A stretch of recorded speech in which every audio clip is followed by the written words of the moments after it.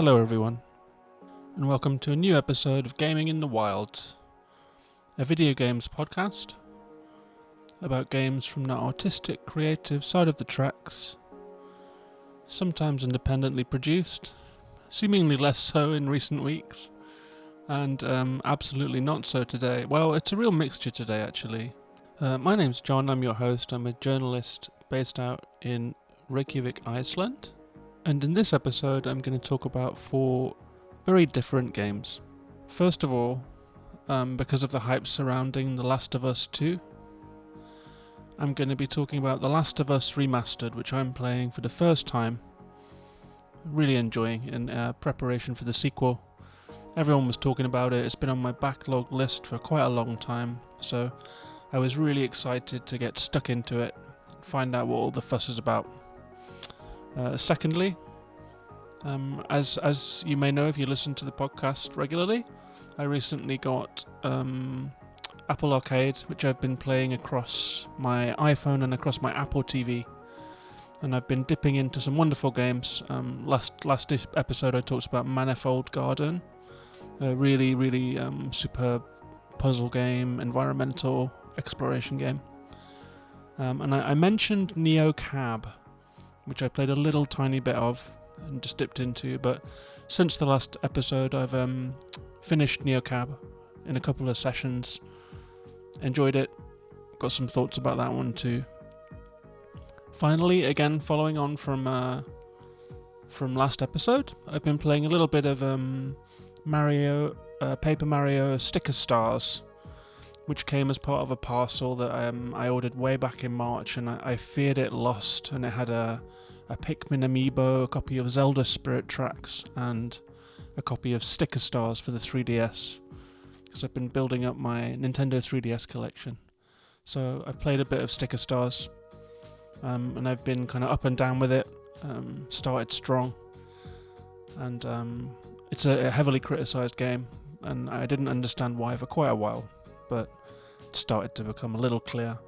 And I have finally Jedi Fallen Order, which I talked about a little bit last time. I'd played the opening sequence in the first game area. I'm now like a good probably halfway through the game, and I've got some further thoughts on that. So that's 4 really interesting games. 1 indie game and 3 pretty big budget mainstream titles. But it's a nice selection. So let's dive right in by talking about The Last of Us Remastered, which I played on the PlayStation 4.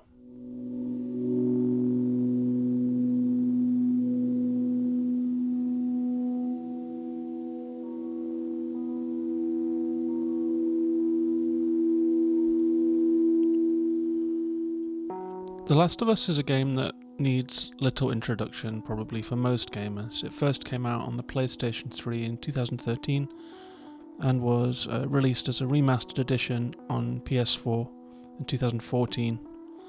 At this stage in history, it sold 20 million copies, which places it above Breath of the Wild, just below Grand Theft Auto Vice City, Lemmings and Frogger.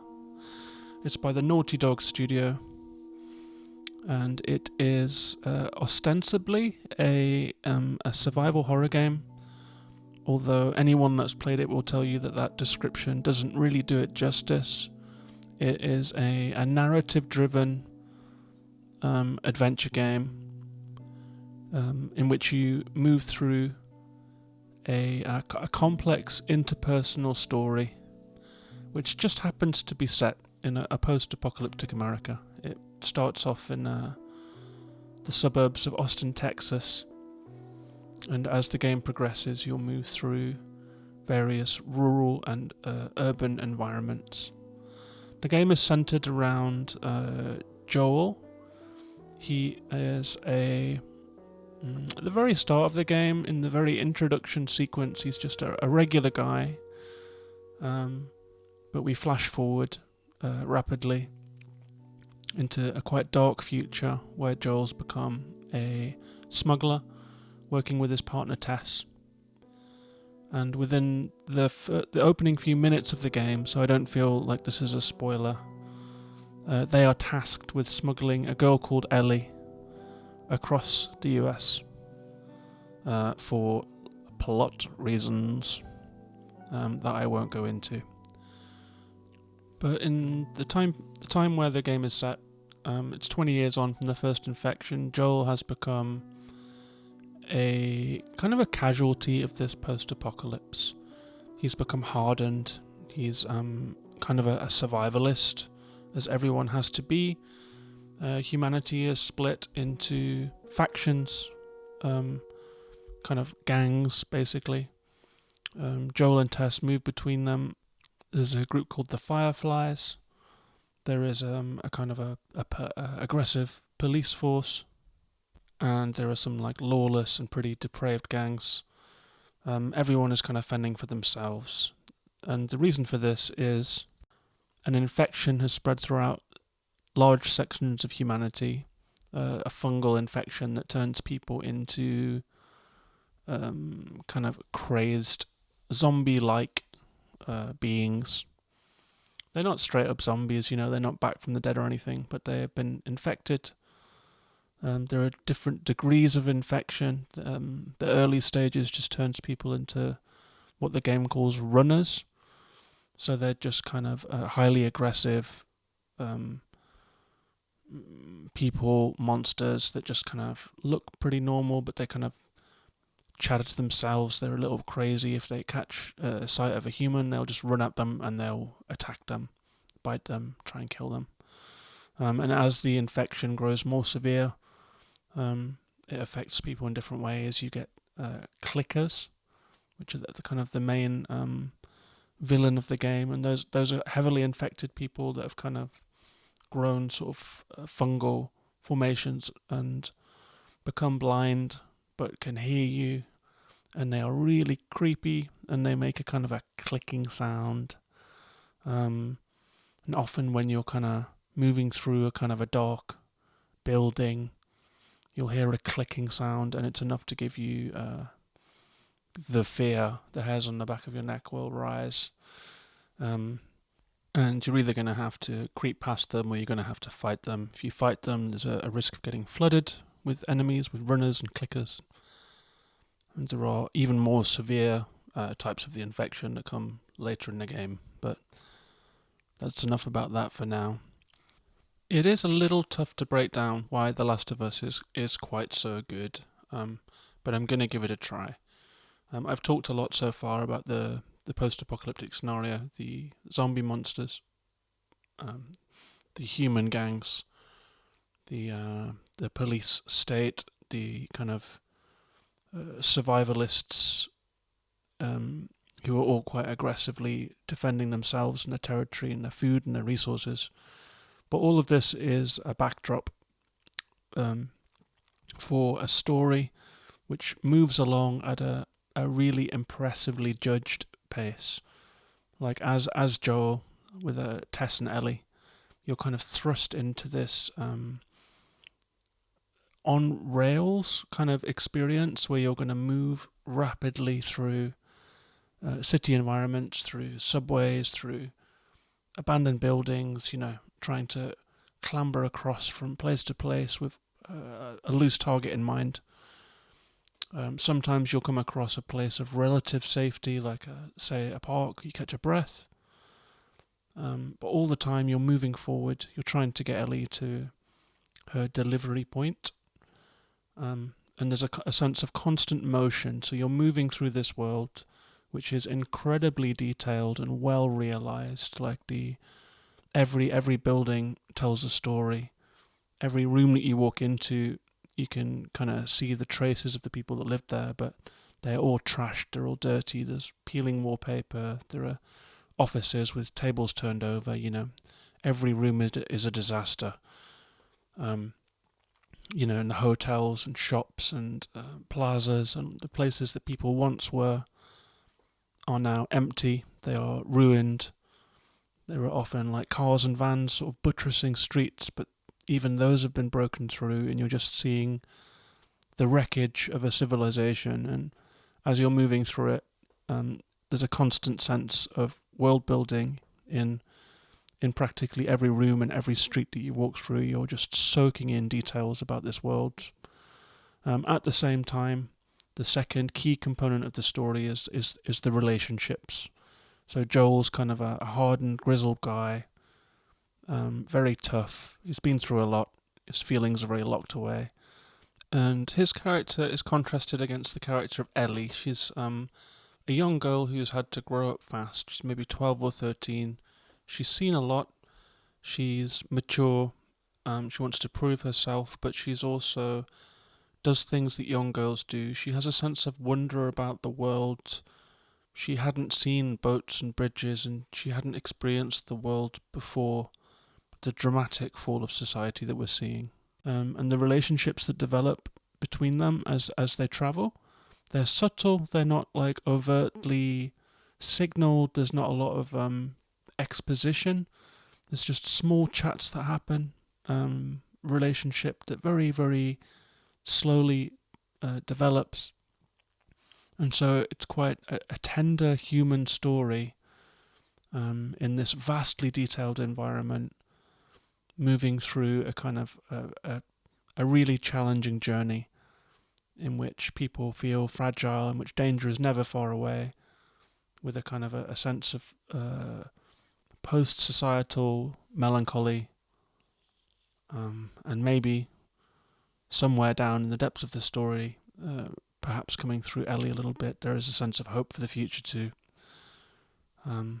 But as a package, it's more compelling than I really could have imagined. People told me it was a narrative and character-driven game, not a zombie game. But until you play it, you really can't understand quite how seamlessly produced and thoughtfully produced and coherent this entire game is. It's really something.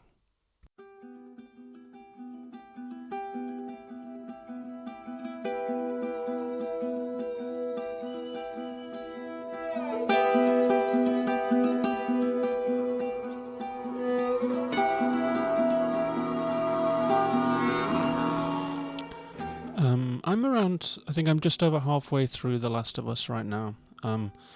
And people on Twitter that have been watching my journey as I post videos and screenshots and stuff have been very gracious in not spoiling the game for me. And, I've been on the lookout for spoilers as I'm kind of doing my background research to talk about it now. I've been tiptoeing around spoilers, but one thing that I do know is that this is a game that is not going to be a comfortable ride. It doesn't feel like there's a particularly happy ending on the horizon. And, I understand that there are going to be plot twists and that it's going to be difficult. The game doesn't shy away from the kind of the brutality of this post-apocalyptic environment. And I know it's going to be a rough ride because of the depth of the characters and the attachment that I've formed to them and that the player forms to them. It's definitely building you up for something, and I'm looking forward to find out what that might be. Looking forward to it, and I also have a slight sense of dread. But The Last of Us 2 comes out in just a couple of days. So, I'm playing it, I think 2 or 3 hour sessions at a time. My third one took me over the halfway mark. So I think a couple more sessions and maybe I can get to the end of this game and move on to The Last of Us 2 and actually catch a wave of the zeitgeist for once. As listeners, regular listeners will know, I play a lot of old games on this podcast because I'm catching up with what I missed during a long period away from gaming. The Last of Us is one of the biggest games of the last decade, probably, and so it's a real pleasure to finally dig into it, to finally find out what the fuss is about. At this point, halfway through, I stand kind of in awe of the game, technically and creatively. But, the ending is going to mean a lot to how I think about it afterwards, I'm sure, so I reserve the right to have an evolving opinion, and I look forward to sharing it with you in the next episode. hopefully when I've had time to polish this game off and move on to the sequel. So that's where I'm up to in The Last of Us. And next we're going to talk about an indie game that is available on Apple Arcade. I touched on it in the last episode just with a couple of lines, just a brief mention. But I'm going to talk about it more now. It's called NeoCab, and it's out now on Apple Arcade and Switch and all the usual places.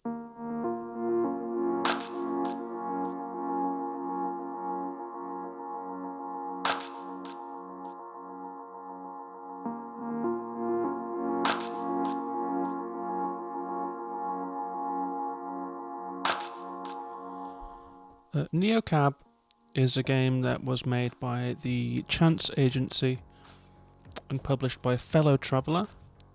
It came out in May of 2019, pretty recent game.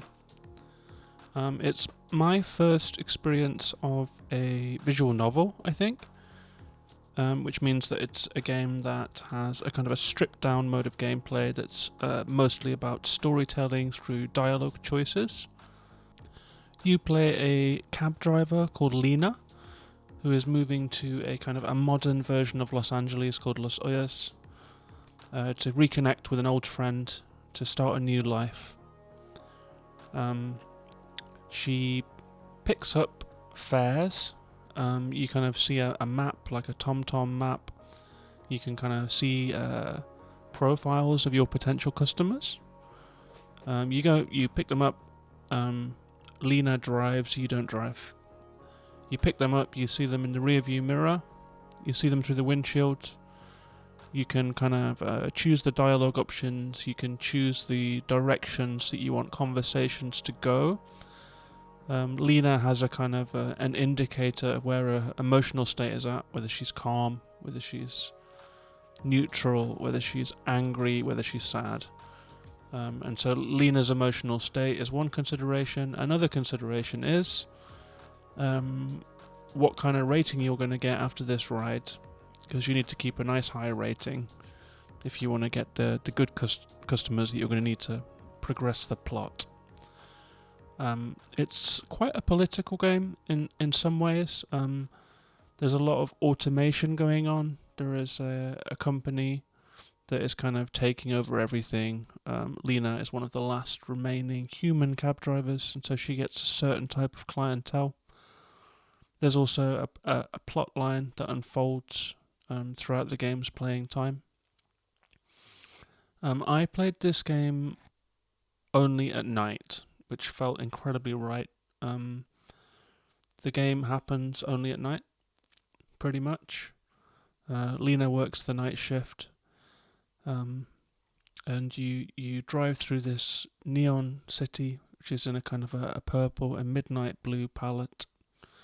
You pick people up, you have your conversations, you drop them off, you get your rating, you make a little bit of money, and then you're supposed to be staying with a friend who proves to be a little unreliable, so you have to find places to sleep. You have to make choices about your motel, whether you want to stay in a cheap motel, whether you want to stay somewhere fancy, whether you want to stay in a corporate hotel, which Lena is dead set against. And as you pick people up, you start to get involved in something of a detective story. You're trying to track someone down. You have various leads, people that pop up on your screen, act as sources. And so Lena, through conversation, through persuasion, through keeping a good rating so that she can pick up relevant people, starts to piece together the clues of the central mystery of the game.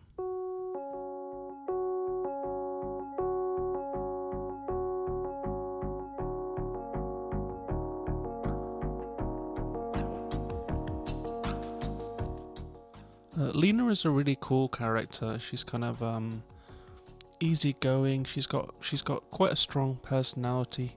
Sometimes you'll pick a conversation choice and it will just get sort of staticked out because Lena's political leanings or emotional state means that you're steered in another direction. And you pick up a really interesting range of people. You pick up night shift workers. You pick up these kind of people that are absorbed in technology, like mobile technology has moved on. People have augmented reality suits and displays surrounding their faces. You'll pick up like a kind of a quantum theorist who like a bit of a Jeff Goldblum in Jurassic Park type older woman who's got some kind of crazy theories about the way that reality works. You'll pick up a guy who's kind of been charged with starting the Los Hoyos branch of a sort of a sci-fi cult. You have very interesting conversations. You have these kind of short, interesting conversations that are building the world around you.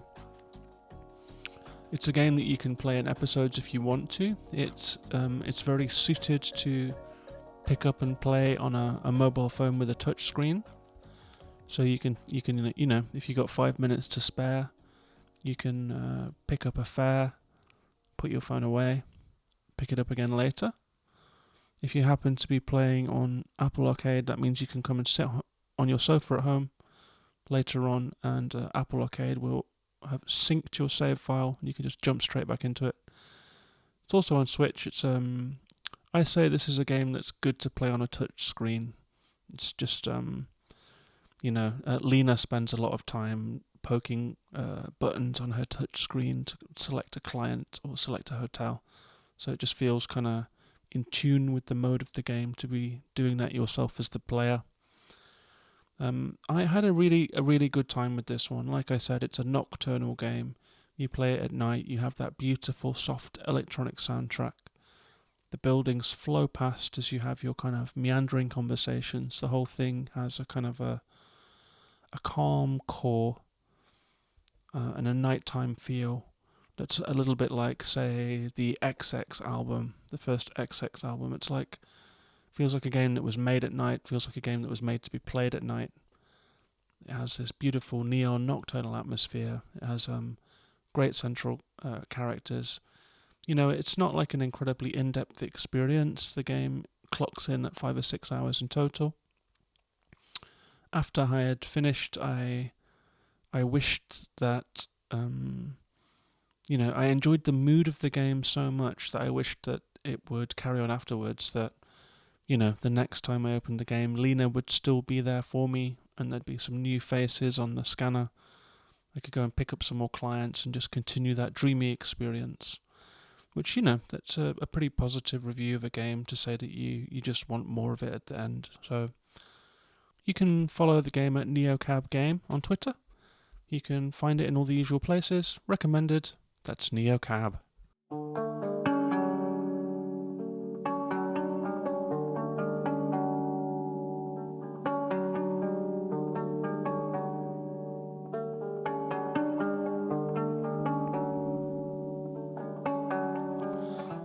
Something else that was big news in the last couple of weeks was the itch.io bundle for racial justice.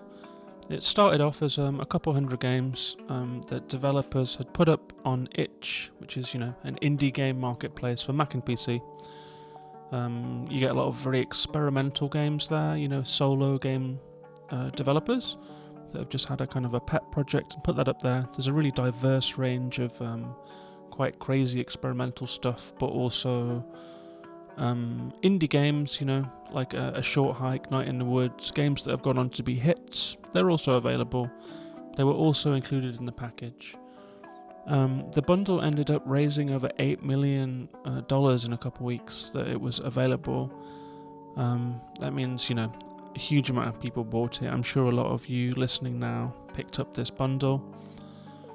So I just thought I would talk about it very briefly. I picked it up myself. I've played A Short Hike and Night in the Woods before. There are episodes about them in the archive. A Short Hike is a huge favourite of mine. It's a beautiful game. And I've kind of dipped into a couple other games too. I mean, just before I recorded tonight, I opened my Mac and just fired up one pretty randomly. It was called Pet the Pup at the Party, rather. And it's like it's like a funny 3D game where you walk through a party where there's people that are kind of smoking and chatting, all these kind of funny characters. Somewhere in the building there's a dog. and it's barking, and you try and talk to the people at the party, and they just kind of make this strange kind of Animal Crossing-y kind of burbly mess. You can't really talk to the other people. You're not really interested in the other people. You're the person at the party that wants to pet the pup. So you go running through these different rooms. You have a clock ticking down. If you find the dog, you get to pet the dog. The dog is added to your collection of dogs that you've met.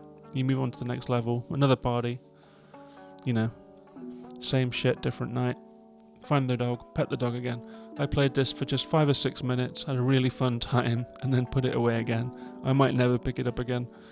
But the fact that there are, as it stands, over 1,700 games in this charity bundle of games means that it could very well have an impact on how I'm playing games right now. I'm kind of sitting down with games that I have paid kind of, $10, $20, $30, $40 for, that are going to take me 5, 10, 20, even up to hundreds of hours to complete. But now I also have 1,700 games, like a big lucky dip. Games that could take anything from, there's some games that take a couple minutes to finish. I played a visual novel, I think called Sarah. That's about a girl in a greenhouse who suddenly encounters a kind of a big alien bee. It's a game that takes 5-6 minutes. No, I think it was 20 minutes. I described it on Twitter as like a Simpsons episode. And you go through this kind of strange little dating visual novel. You pick a couple of text options.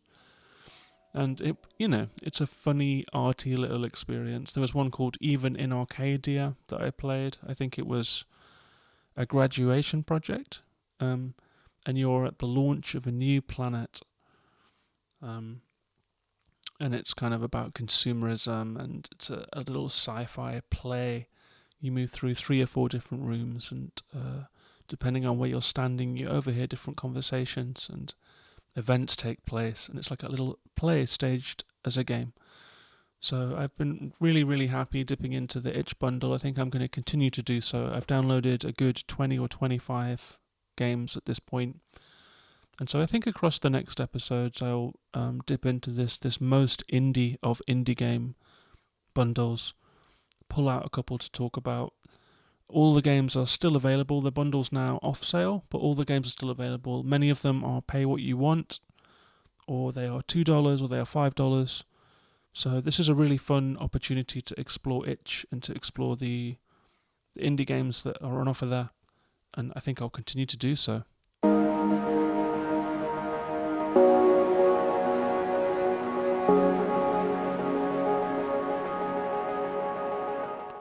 If you listened to the last episode, you'll know that I really enjoyed the opening section of Jedi Fallen Order, the most recent single-player Star Wars game, a big-budget production.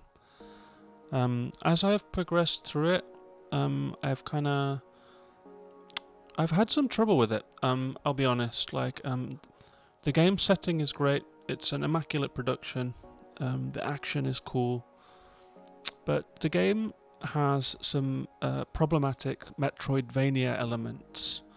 I mean, a good Metroidvania is a game where some areas are sealed off to you, and they open up as the game progresses. As you get new abilities, you're able to revisit sections that were previously inaccessible.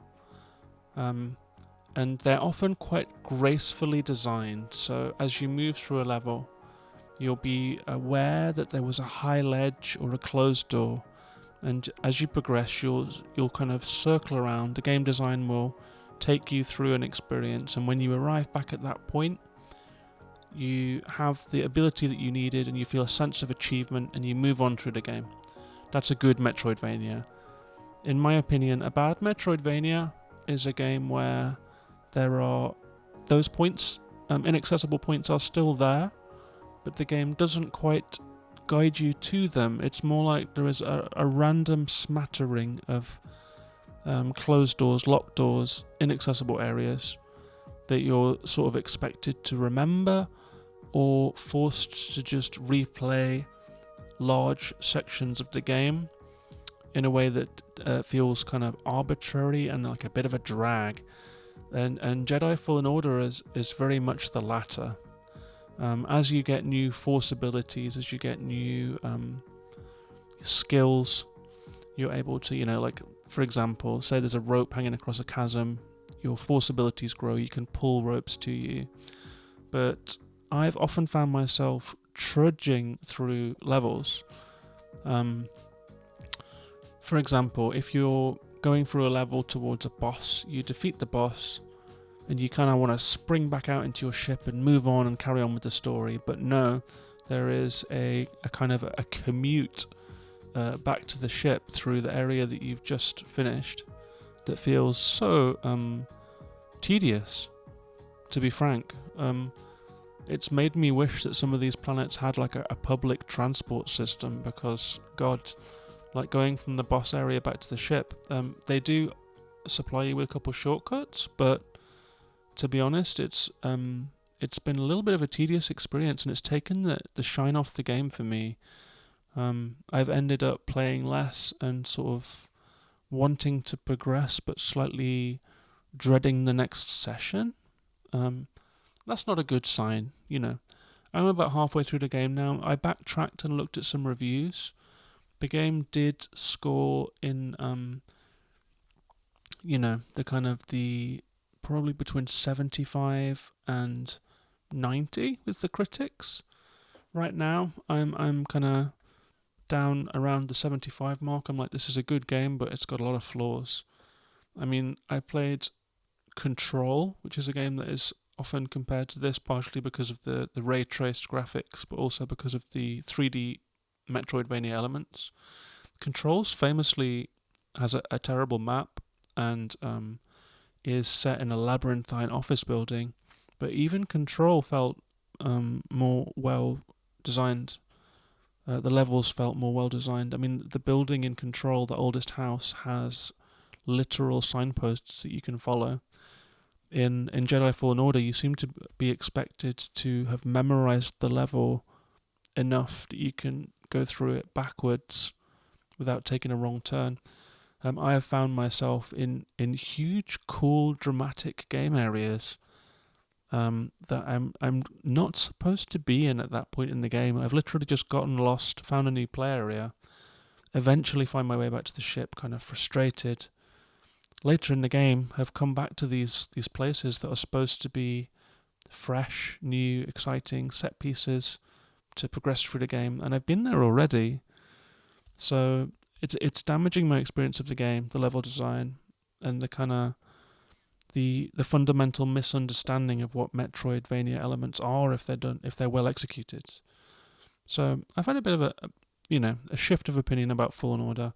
I still haven't finished it. I am going to try and get through it. I'm doing the one finish a week challenge on Twitter with a bunch of friends from Switchcore, like a cool little gamer community on Twitter. And so we're kind of cheering each other on to finish games and get 52 down by the end of the year. So I do want to finish the games that I start, and I will progress through Fallen Order. But I did want to, because I was so positive about it last episode, I wanted to temper that positivity with the experience that I've had as I've progressed deeper into the game. And the same goes for Super Mario Sticker Stars. It's a game that I picked up that I was very excited about. I've never played Paper Mario before, and I was excited about the news that a new Paper Mario game's coming next month. And so I picked up Sticker Stars to get a flavour of what Paper Mario is. I'm a big Mario fan, as far back as All-Stars and Super Mario World through Mario 64, more recently Mario Odyssey, but for some reason never picked up a Paper Mario game. It's a cool, colourful game. It starts off really well. It's like all of the characters are 2D and flat, but in a 3D world, so they are made out of paper thin. Some of the gameplay is based around that. In Sticker Stars, you peel stickers off walls, and you can use them in tactical 3D battles that are kind of logical within the Mario world. For example, in Mario, if you jump onto a Koopa, he'll vanish into a shell, and then you can shoot the shell to knock out other enemies. If you come across a flying Goomba, you can pop him on the head, he'll lose his wings. And so it's like a kind of a tactical version of that, like a little mini strategic battle. Super cool game, super cool story. But again, as I got into World 2, I kind of started coming up against strange dead ends and found myself walking in circles a lot. Eventually resorted to some online guides. I don't mind doing that, if you're banging your head against a brick wall, you're losing your enthusiasm with the game. I say grab a little bit of help to move through it. But this has happened 3 or 4 times now in World 2 that I've come to a dead end. And when I've checked out the guides, it's turned out that the item that I'm missing is just in the kind of the tradition of point and click adventures. It turns out that I just missed a really obscure item, and it's easy to miss on a 3DS screen. It's a small handheld screen, So I just missed an item. Some of them are quite intensely camouflaged, or the example that I used on Twitter is that you need to find a light bulb. You go through a kind of a Yoshi Sphinx at one point, and it's lit by torches, like flaming torches. You pass 50, you pass maybe 100 of these flaming torches, and one of them is randomly, as it turns out, a light bulb instead of a flaming torch. If you're moving through it rapidly to the naked eye, you just miss that. There's no way you're going to see that. But that is the essential element you need to progress through the game, and that's just some shoddy game design. Let's be blunt about it. It's kind of the curse of point and click adventures was missing a small pixelated object that is essential to proceed, and just having to basically play from a guide. And Sticker Stars has sadly fallen foul of that simple game design problem. So I'm not sure where I'm at with that one right now. I took the cartridge out today in disgust and plugged in Hey Pikmin, so I thought I'd continue with that game instead. So yeah, that's the games that I've been playing across the last week or two. I've had some really good fun playing The Last of Us. I'm really excited to continue with that, especially because there's The Last of Us is having a moment because the sequel's coming, so it's really fun to engage with it. People on Twitter that are huge fans of the game are enjoying watching me play through it for the first time, after all these years. And so you can come and join in with that if you would like. I'm posting after every session, some screenshots and thoughts. I'm at Gaming in the Wild on Twitter, also on Instagram and Twitch. If I'm brave enough, because I'm not a great gamer, I'll be honest. I die quite a lot. I'm a little uncoordinated. I kind of blunder through doing all of the things that you shouldn't do in the book. Tanking enemies and kind of brute forcing things and just somehow managing to get through. So I'm not particularly proud of my gameplay in The Last of Us, but I'm getting through it. Maybe I'll put a little bit on Twitch. I put a bit of Jedi Fallen Order on Twitch. I had a session. I tend to, try to do a session about the games that I talk about in the podcast. Makes sense. So you can come and follow me on Twitch at Gaming in the Wild if you'd like to see me embarrassing myself whilst playing games. I'm going to continue dipping into the itch bundle. I'm going to continue playing these games and others. I'm sure I'll have lots to talk about in the next episode. Reykjavik is at this point starting to open up again. We're kind of past the worst of COVID, it seems. The border is opening, the city is opening, and it's summer, so people are out and about. But to be honest, I'm kind of in quite a happy groove of just playing games and getting on with my life. So I think I'm going to continue to work my way through this backlog to make podcasts and to talk to you guys about it here on Twitter, on social media, and to interact on Twitch and to play some games live. So I'd be really happy to talk to you all there. So that's the episode. I hope you enjoyed it. I know that normally I kind of just recommend games. This time I was a little bit down on a couple, but as critique goes, I tried to be fair, tried to be balanced, and I wanted to counterbalance a couple of my early impressions of games with a bit more of a realistic take later in the game. As you know, I tend to cover games with first impressions, sometimes with halfway through impressions, and then with final impressions. So my final impressions of The Last of Us will come in the next episode. Thanks very much for listening. I really appreciate it. Hopefully I'll see you out there in the streams. Take care of yourselves, be safe. And that's our episode. Bye bye.